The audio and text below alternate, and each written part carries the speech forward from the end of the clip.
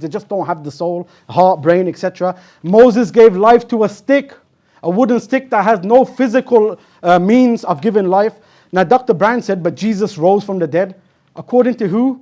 We don't have to get into whether Jesus died or not in the first place, but who saw the physical Jesus raised up? You're going to say Matthew's gospel, Luke's gospel. According to the earliest testimony we have in the New Testament, 1 Corinthians chapter 15, Paul says that he appeared to me the same way he appeared to the 500 and he appeared to James, etc. But in the book of Acts, Paul says that he appeared to me in a vision. So nobody saw the bodily Jesus, they saw the vision of Jesus, Acts chapter 26. And moreover, it's proven by the context, because the people with Paul didn't see Jesus. Some heard a voice and saw something. Some saw something but didn't hear nothing. Shows it's a vision. And this is why the Gospel of Luke has Jesus eating a piece of fish, because Luke was trying to deal with Christians who had the spiritual opinion.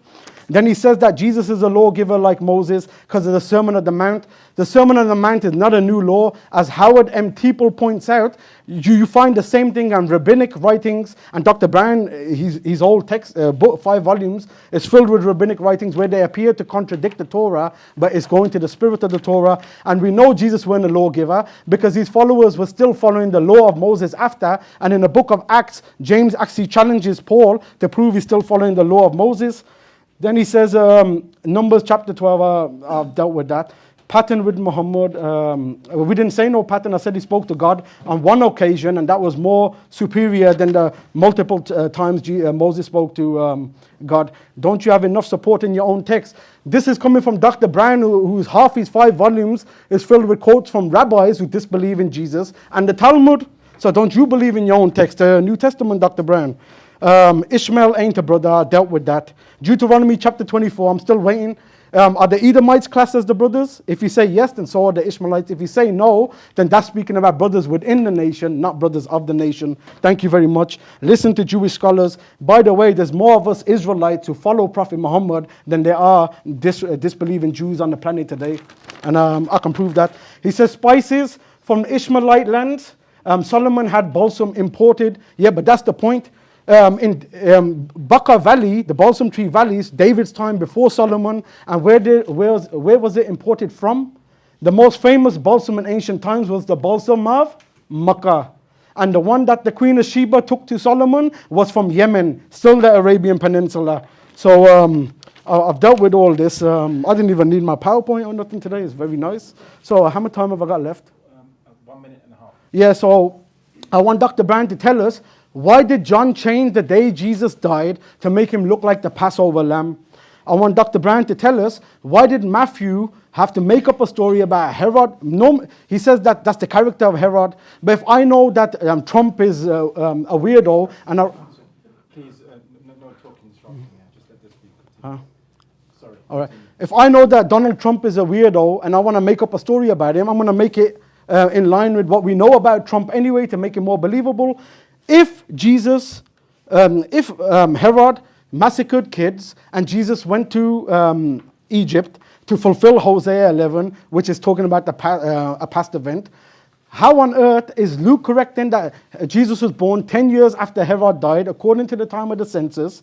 And by the way, the census didn't even affect Galilee. So even if Herod was alive and there was a census, they didn't have to leave Galilee because the census was for Judea and they were living in Galilee. So the story is false. And as far as Egypt, how can they have gone to Egypt after Herod did the massacre when, according to Luke, 40 days later, they went to the temple, purified Jesus, and went straight to Galilee? So I want answers to this. So you laugh and joke about us Muslims. I didn't have to twist nothing.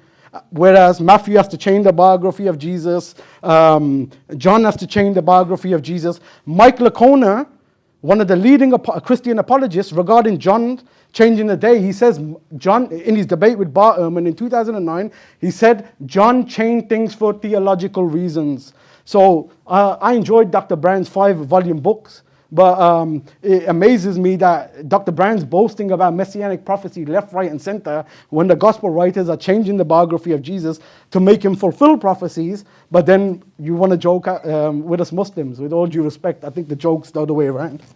Thank you very much.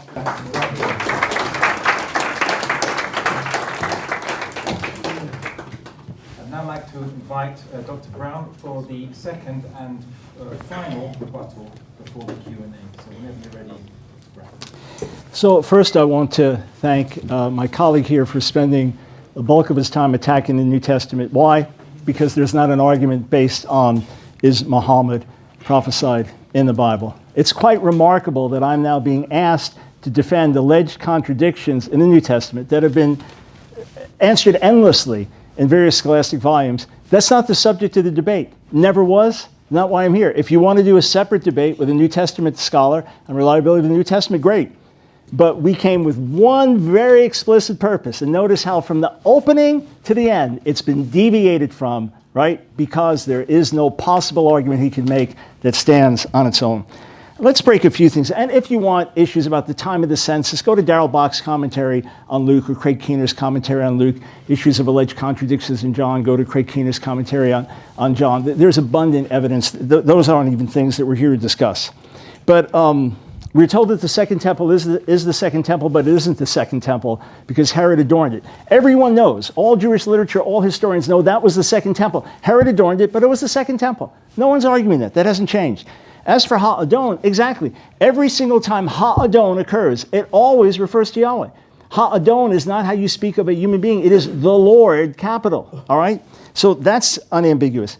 As for the language of the glory of the Second Temple being greater than the glory of the First Temple in Haggai 2, the Hebrew, which I was told I twisted, the Hebrew explicitly says, God says, I will fill this house with glory. There are only two other times that it refers to filling the house with glory. Where is that? Exodus 40 and 2 Chronicles 5, which both speak of God's presence filling the temple with his glory. How am I twisting the Hebrew by quoting accurately what it says? Also, are we now being told that Muhammad spoke in Yahweh's name? Because there's an alleged possible thing that connects to Yahweh, even though the tetragrammaton Yud-Heh-Vav-Heh is not found in the Quran. No one would argue that. But are we now being told that he spoke in Yahweh's name instead of in the name of Allah? Is everything shifting now?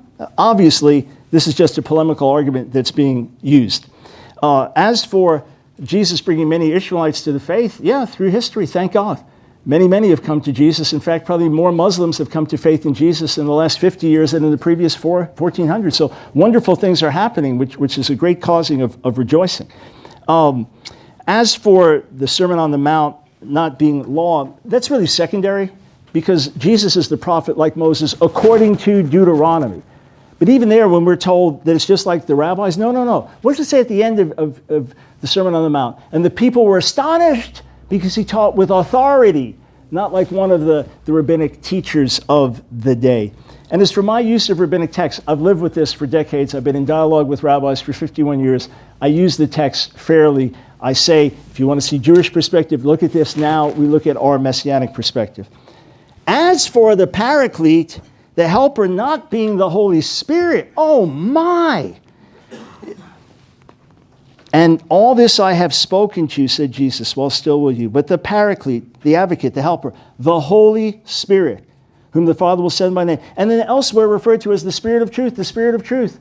All those verses I read, substituting Muhammad for the Holy Spirit, and it could have been many others, showing the impossibility of it, they all stand.